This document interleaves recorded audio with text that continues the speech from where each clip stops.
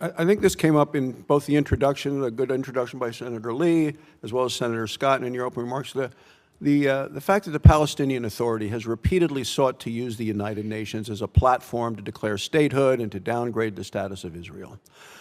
Will you commit to using the American veto to block these one-sided anti-Israel resolutions at the UN Security Council?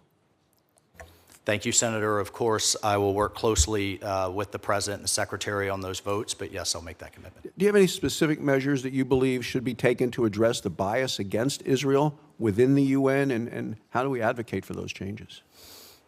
Well, first and foremost has to be UNRWA. It simply not only needs to be defunded, which the President has put in place with his executive order, but it should be dismantled, and we can have a conversation on who and what can take up those humanitarian roles, but it certainly should not be UNRWA.